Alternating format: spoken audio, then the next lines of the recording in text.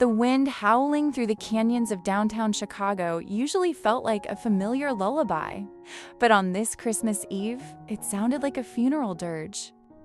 I stood in my kitchen in Lincoln Park, the scent of slow-roasted turkey and cinnamon filling the air, a meal I had perfected over 40 years of marriage. The table was set with heirloom cloth and fine china we used for sacred gatherings. I was 62 and believed I had reached peace. Richard entered at 7 p.m., but he didn't take off his coat or his shoes, a ritual he had followed for 4 decades. He stood in the doorway, looking at me with eyes that were suddenly those of a complete stranger. "Sophia, we need to talk," he said, and the coldness in his voice made my blood turn to ice. I wiped my hands on my apron, the one my daughter gave me, and offered him coffee, trying to cling to our normal life. "I can't do this anymore," he said, staring at the floor we had chosen together 10 years ago. "I'm not happy, Sophia. I feel trapped. I feel old." I reminded him that we were 60, that it was natural to feel the weight of time, but he just shook his head.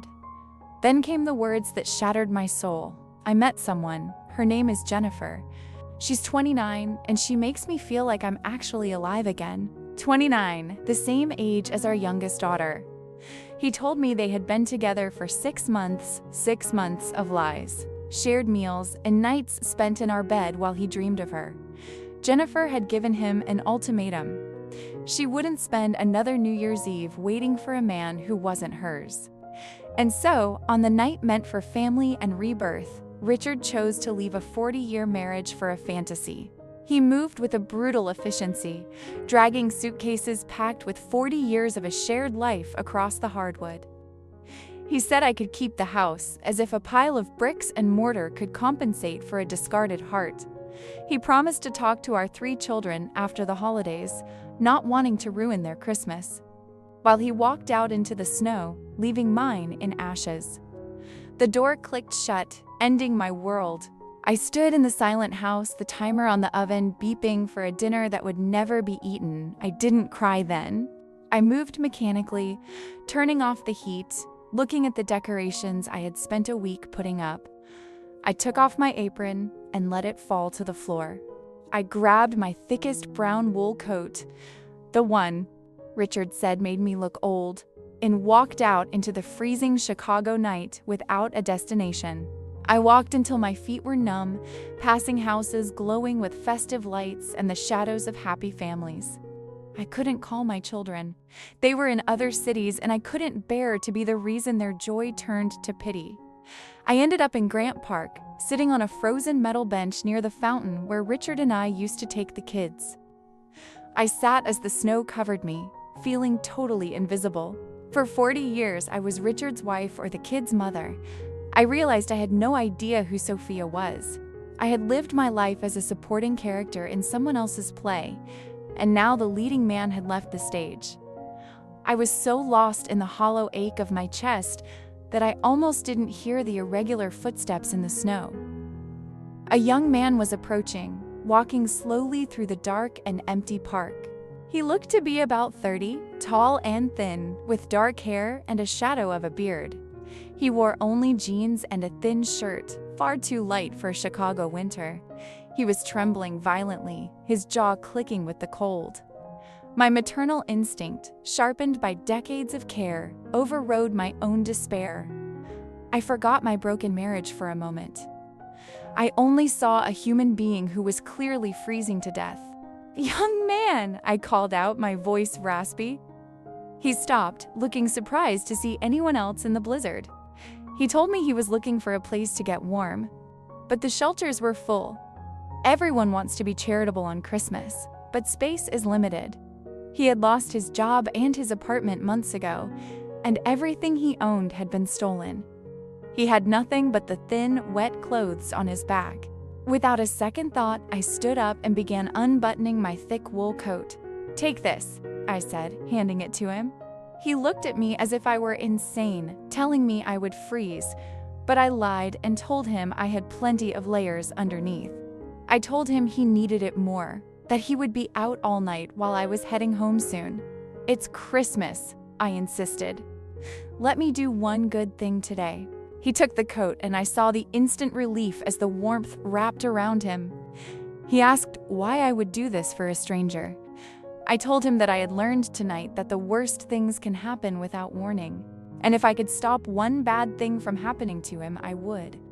I gave him my scarf, too, and he looked at me with an intensity that made me feel seen for the first time in many years. "My name is Matthew," he said, "and you just saved my life." He told me I was extraordinary. As he disappeared into the snow, I stood there in my thin blouse, the wind cutting through me like ice knives. But for the first time that night, I felt purpose instead of just pain. I had mattered to someone. I began the long, agonizing walk back to my empty house, shivering violently but feeling resolute.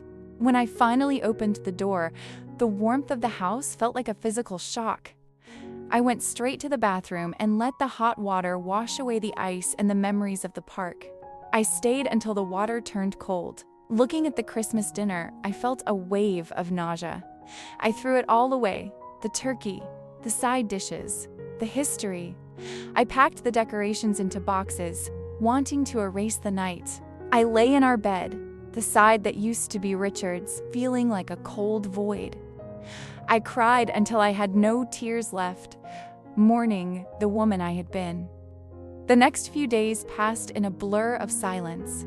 I ignored my children's calls, sending messages about a flu to keep them away. I spent days in my pajamas, watching the snow fall outside my window, wondering if my life was truly over at 62 years of age. On December 27th, I finally answered my daughter Paulina's call. When she asked about my flu, the truth finally spilled out of me. I told her about the betrayal, about Jennifer, and about the end of my marriage. She cried with me, offering to fly home immediately. I told her no, that she should stay with her family for the new year. I told her I would be fine, though I had no idea if that was true. My sons, Javier and Andres, reacted with fury and confusion. They both offered to come, but I gave them the same answer. I needed to face this alone. I was trying to find the energy to shower on December 28th when I heard a strange sound outside. It was the sound of many high-performance engines. I peered through the curtains and saw a fleet of identical black luxury SUVs lining my quiet street. There were 10 of them parked with military precision along the curb. Men in dark suits stepped out, standing like a guard of honor.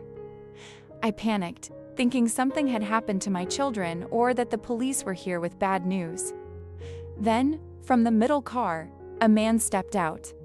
He wore a tailored suit that cost more than my car, his hair perfect and his beard neatly trimmed. It was Matthew. He walked straight to my door and rang the bell. My heart raced as I opened it. "Sophia," he said with a warm, genuine smile. "What a relief to find you here." I pointed at the CUVs and the suited men, my voice trembling with disbelief. He asked to come in, saying he had much to explain. I let him in, suddenly aware of my messy hair and pajamas, but he didn't seem to care about my appearance. Matthew sat in my living room and revealed his full name, Matthew Rangel. He was the CEO of Rangel Developments, one of the largest construction firms in the country. I had seen his face in the business news. He explained that the part about his parents dying was true, and that he had inherited the empire at 23. But he had been surrounded by people who only wanted his money. 6 months ago, he discovered his fiancée was having an affair with his best friend. They were planning to marry him just to steal his assets. The betrayal left him in a crisis, questioning if anyone in the world was actually sincere. He decided to conduct a test, dressing as a homeless man to see how people treated those with nothing to offer. He had spent 3 months doing this periodically. Most people ignored him or were cruelly dismissive. Some threw coins without looking at his face. "But you were different, Sophia," he said, looking at me directly. "You were clearly in pain yourself, yet you chose to help a stranger." He pulled my brown wool coat from his bag, now cleaned and restored to looking brand new. But he hadn't come back just to return a piece of clothing. Matthew explained that his company had a philanthropic arm, the Rangel Institute, which donated millions to community causes. Currently, it was run by finance experts who only looked at spreadsheets and were disconnected from the people they served. He needed someone with a heart, someone who understood empathy and sacrifice. He offered me the position of Director of Community Relations. The salary he mentioned was more than Richard and I had ever made together. I was stunned. I told him I had been a secretary my whole life and had no experience managing millions. He told me that technical skills can be taught, but character cannot. "You chose to help when it cost you something," he said. "That is the leadership I need." He told me I was extraordinary. Tears ran down my face as I realized it had been so long since anyone had seen me that way. Matthew gave me his card and told me to think about it. He said that even if I said no, that night in the park had restored his faith in humanity. After he left, I stood by the window with his card and my restored coat. My life had been destroyed 3 days ago, and now a door had opened to a new world. I spent 3 days on an emotional roller coaster. 1 hour I was convinced I should accept, the next I was sure I would fail. I was 62 after all. But then I thought about that night in the park and how helping someone had given me a brief sense of purpose. Matthew and I were both broken in different ways, and we had found hope in each other. I decided I wanted to be more than a discarded wife. On the 3rd day, Richard called. He sounded tired and asked to talk. I agreed to meet him at a public cafe. He looked terrible, shabby clothes, deep circles under his eyes, and an unkempt beard. He confessed that he had made a terrible mistake. Jennifer had dumped him 2 days after Christmas, calling him old and boring because he complained about his back. Richard wanted to come home to his predictable and comfortable life. I looked at him and felt a deep sadness, not satisfaction. "You threw me away like an old garment that didn't fit anymore," I said firmly. "And now that the new clothes are uncomfortable, you want the old ones back." I told him I didn't want that life anymore. I realized I had stopped growing while being just his wife. I told him I had received a job offer for an important role with massive responsibility.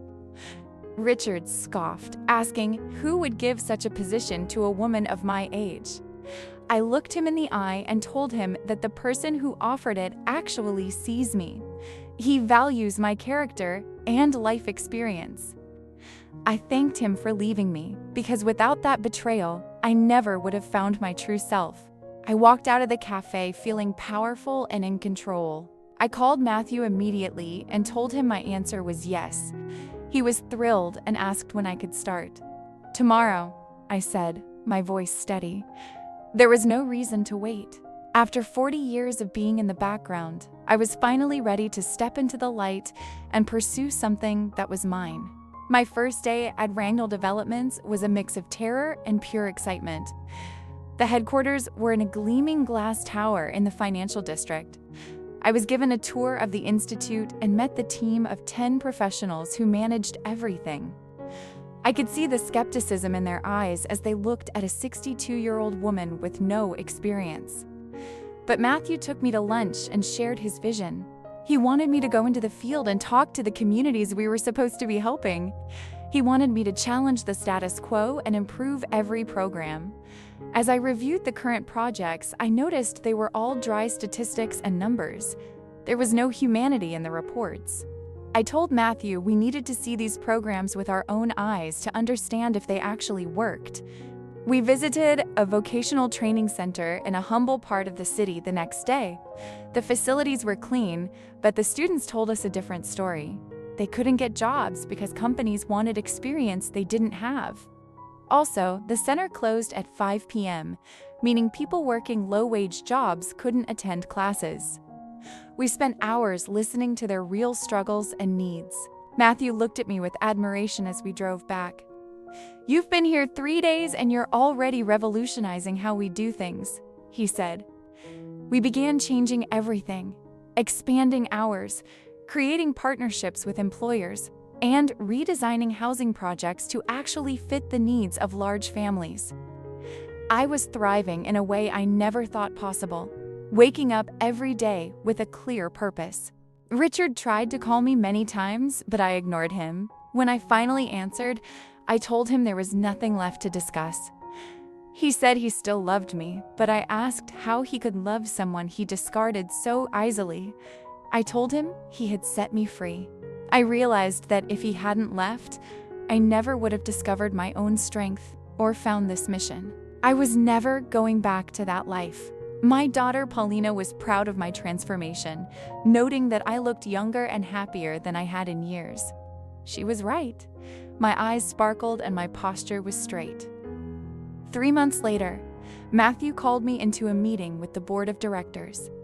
I was nervous, wondering if my radical changes had upset someone important. Instead, a specialist on the board praised my work. They told me the effectiveness of our programs had increased by 40% in just 3 months. The board was so impressed that they wanted to double the institute's budget to 160 million pesos. Matthew asked me to lead the expansion as the executive director. 6 months ago, I was a discarded wife on a park bench. Now I was leading one of the nation's largest philanthropic organizations. I took a moment in the restroom to look at my reflection, my heart racing with both fear and excitement. I thought of the Sophia on that frozen bench and wanted to tell her that the end of one chapter is just the beginning of a better one. I returned to the room and said, "Yes." Matthew hugged me and said he knew I wouldn't reject the challenge. We immediately began hiring more staff. We hired young people from the very communities we helped, ensuring their voices were part of the solution.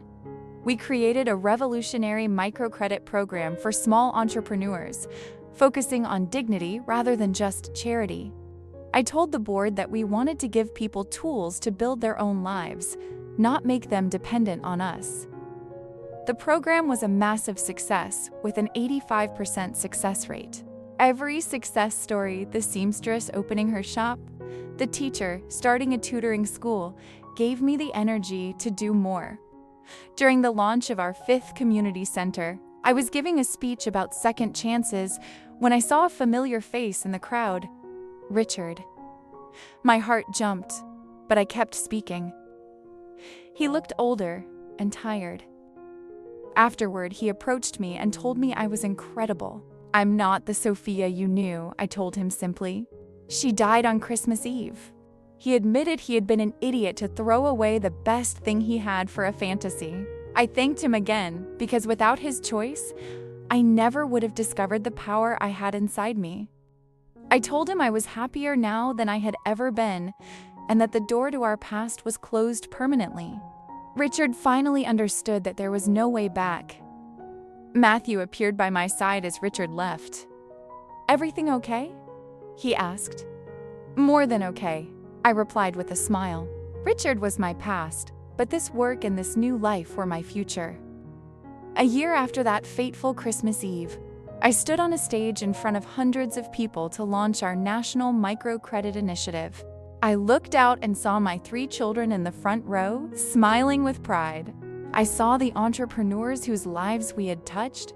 Matthew was beside me, no longer just as a boss, but as a partner in this mission. I spoke about how Finny are often beginnings in disguise. I told them how a year ago I thought my life was over, but a simple choice to help a stranger changed everything. I told the audience that kindness is not weakness and compassion is strength. I explained that our institute is about dignity and seeing potential where others see problems. I finished my speech to a standing ovation, tears of joy and realization running down my face. During the reception, a young woman approached me nervously.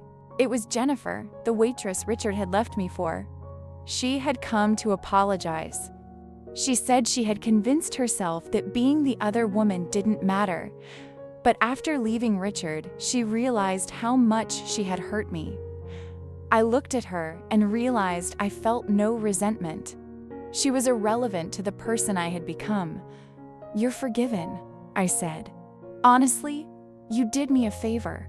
Without you, I never would have found this life. Matthew approached after she left. I told him I was grateful for everything that led me to this moment. He stayed silent for a moment before asking me if I would have dinner with him, not as colleagues, but as something more. My heart raced. I mentioned our age difference, but he didn't care. He said I had saved him spiritually and he had fallen in love with who I am. Tears filled my eyes as I agreed to dinner. We were two people who had met on the worst night of our lives and helped each other grow into something new. 2 years later, we would marry in a beautiful garden, my children eventually supporting the union. At the wedding, there was a photo of my old brown wool coat, the catalyst for everything. I learned that you are never too old to learn to fly. The city of Chicago continued to pulse around me, but its rhythm no longer intimidated me. I had found my own tempo. My children now looked to me as an inspiration, not a person to be pitied. I had built a legacy of dignity, helping thousands find their own strength. I realized that the invisible woman on the bench was a powerhouse waiting to be awakened by a single act of kindness. Every morning I look at the Chicago skyline from my new office and remember the frozen park. I keep a small piece of the heirloom red cloth on my desk to remind me of where I came from. It grounds me as I manage multi-million-dollar budgets and community programs. I am no longer Richard's wife or just a mother. I am Sophia, a woman who reclaimed her value and reshaped her destiny. Matthew and I often walk through Grant Park together in the winter, but now we are wrapped in warmth and love. We pass the bench where we first met and smile. It is our sacred spot. He still tells me I'm extraordinary, and for the first time in my life, I actually believe him. I have learned that love should never be a cage or a routine. It should be a partnership that encourages you to soar. I've started a mentorship program for women over 50 who want to re-enter the workforce. I tell them my story of the Christmas Eve betrayal and the park bench. I see the spark of hope in their eyes as they realize it is never too late to reinvent themselves. We are not old or discarded. We are experienced, wise, and capable of leading empires. We are the silent strength of the city. Richard eventually moved to a small apartment in the suburbs. We are civil now for the sake of the children, but the intimacy is gone. He watches my television interviews with a mix of regret and awe. He once told our son Javier that he never truly knew the woman he was married to for 40 years. It's true. I didn't even know her myself until I was forced to survive the cold. Jennifer stayed in the city, working her way up in the restaurant industry. I sometimes see her at community events and we exchange a polite nod. I truly hold no malice toward her. She was a symptom of a marriage that had stopped breathing, not the cause of its death. In a strange way, her ultimatum was the greatest gift I ever received, forcing the truth into the light. The Rangel Institute has become a global model for social development. We have expanded into 5 other major cities, applying the same principles of field research and community empowerment. Matthew and I travel frequently to oversee these new branches, always looking for stories rather than just data. Our team now consists of over 100 people who share our passion for genuine impact. I still have the old brown wool coat in a special cedar chest. I touch it occasionally to feel the coarse texture of the wool. It is a relic of the night I chose a stranger over my own comfort. It reminds me that our most significant moments often come in our darkest hours. That coat didn't just warm Matthew. It ignited a fire in me that will never be extinguished. My sons Javier and Andres have both adopted our microcredit model in their own business ventures. They've learned that profitability and social responsibility are not mutually exclusive. They respect me as a business leader now, often asking for my advice on community engagement. Our family has been rebuilt on a foundation of honesty and mutual respect, which is far stronger than the routine we once had. Matthew's faith in people is fully restored. He is no longer the paranoid CEO who felt he had to hide his identity. He leads with openness and vulnerability, inspired by the ordinary woman he met in the snow. Together, We have created a life that is rich in purpose and authentic connection. He is the partner I never knew I deserved, and I am the woman he was searching for. On the second anniversary of our wedding, we returned to the Alameda Park in Toluca, where the original story began. We sat on the same bench, now replaced with a new one we donated to the city. There is a small plaque on it that reads, "To the extraordinary acts of kindness that change the world." We sat in silence, watching the children play, grateful for the blizzard that brought us together. I am 65 now, and I have never felt more alive. My days are full of meetings, travel, and laughter. I have a husband who adores me and a mission that fulfills me. I am Sophia Miller Rangel, a survivor of betrayal and a champion of dignity. I know that the future is bright because I am the one holding the torch. I am no longer a discarded antique. I am a masterpiece in progress. Final thought: to every woman who feels like her life is over after a betrayal, is just the beginning. Don't be afraid of the cold or the silence. Sometimes you have to lose everything to discover that you are actually the owner of the world. Stand tall, give your coat to a stranger, and watch how the universe rewards your courage. I am Sophia, and I am finally, truly free. Goodbye for now.